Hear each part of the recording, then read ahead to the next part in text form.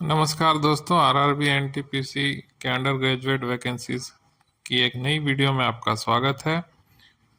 तो आज हम इस वीडियो में बात करेंगे एज लिमिट के बारे में। इस वीडियो से पहले दोस्तों हमारी 3 वीडियो आ चुकी है जिसमें हमने चर्चा की थी इंट्रोडक्शन, पोस्ट डिटेल्स और how to apply in this vacancies. तो उस वीडियो को भी आप देख लीजिएगा। चलिए बिना किसी देरी के एज लिमिट वाली वीडियो को शुरू करते हैं।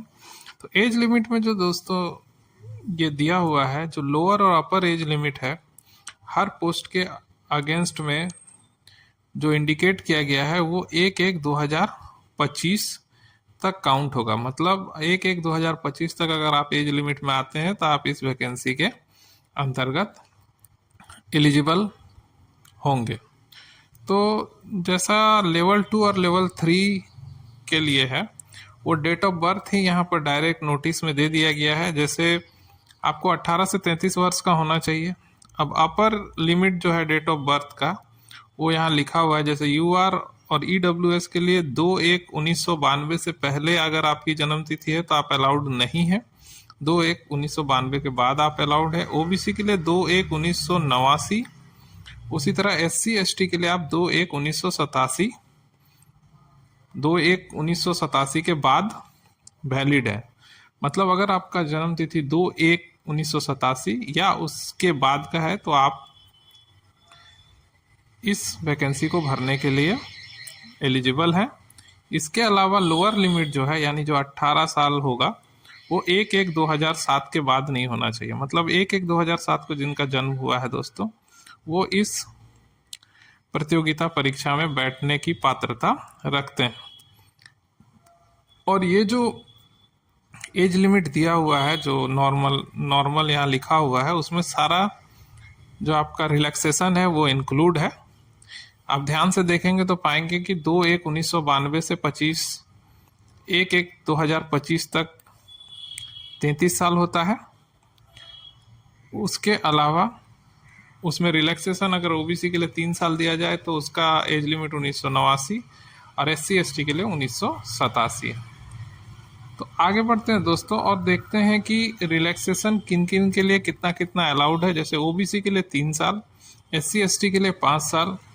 एक्स सर्विसमैन कैंडिडेट, मतलब जिन्होंने भारतीय सेना में अपना योगदान दिया है 6 महीने से ज़्यादा, वो इसके लिए पात्रता रखते हैं दोस्तों।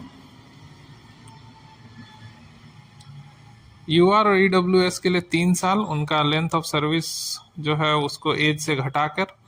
ओबीसी एनसीएल के लिए 6 साल, उनका लेंथ ऑफ सर्विस उनके एज से घटाकर। SC ST के लिए 8 साल, उनका length of service from age उनसे घटाकर।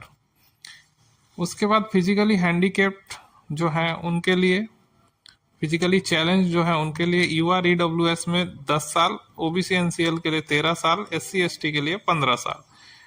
कैंडिडेट्स जो ऑलरेडी रेलवे में काम कर रहे हैं उनमें यूआर ईडब्ल्यूएस के लिए आपका अंतिम एज है 40 साल, ओबीसी नॉन क्रीमी लेयर के लिए आपका अंतिम एज है 43 साल और SC ST के लिए आप 45 साल की उम्र तक ये फॉर्म भर सकते हैं। इसमें एक चीज़ आपको ध्यान रखना है कि आप जिस भी कैटेगरी में फॉर्म भर रहे हो उसका जो सर्टिफिकेट है उसके पास आपका नोटिफिकेशन एंड डेट या एप्लीकेशन एंड डेट से पहले की होनी चाहिए, या जो भी एनओसी वगैरह आपको लेनी है तो उस डेट से पहले आपका अप्लाई हो जाना चाहिए।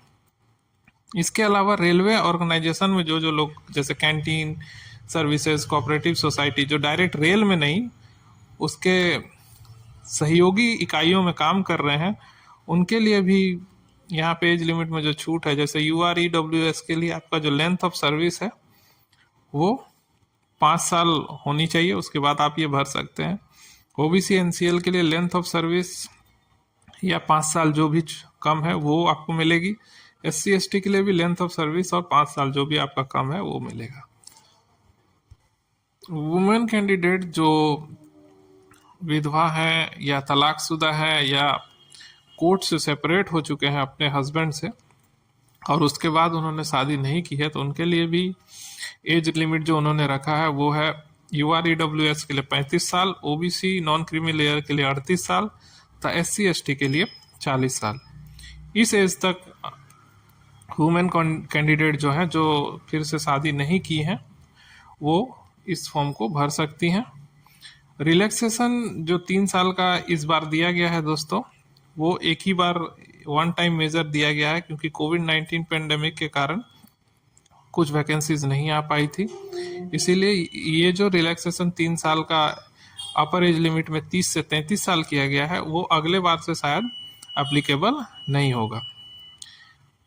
इसके अलावा कुछ और नोटिस में लिखा हुआ है, जैसे कोई भी age relaxation SC ST OBC के लिए अलाउड नहीं होगा अगर वो अनरिजर्व वैकेंसीज के अगेंस्ट में अप्लाई करते हैं। तो PWBD कैंडिडेट जो है UR वैकेंसीज के अगेंस्ट में जब अप्लाई करते हैं तो उनका एज रिलैक्सेशन हमेशा UR PWBD के अंतर्गत होगा।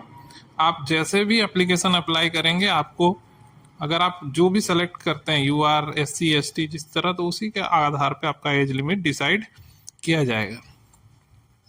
अगर कोई कैंडिडेट जो है एज रिलैक्सेशन एक या एक से अधिक ग्राउंड में उसको मिलता है, तो हाईएस्ट एज रिलैक्सेशन उसको मिलेगा। मान लीजिए 2 ग्राउंड में किसी में उसको 5 साल मिलता है और किसी में उसको 10 साल मिल रहा है, तो उसको 10 साल का एज रिलैक्सेशन परमिटेड होगा अगर उसके पास वो सर्टिफिकेट है। इसके अलावा कैंडिडेट को ये भी याद रखना है कि जो डेट ऑफ बर्थ आप एप्लीकेशन फॉर्म में भर रहे हैं वो आपका मैट्रिकुलेशन सर्टिफिकेट से मैच करना चाहिए या उससे इक्विवेलेंट सर्टिफिकेट यानी कि पास सर्टिफिकेट से।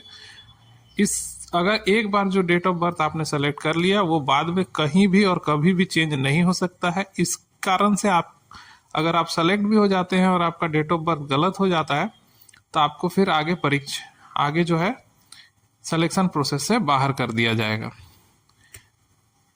एक अंतिम चीज हमेशा याद रखिएगा दोस्तों, किसी भी तरह का कोई भी दिक्कत हो तो आप RRB से कांटेक्ट कर सकते हैं। वहाँ उनका कांटेक्ट नंबर, ईमेल ID सब दिया हुआ है।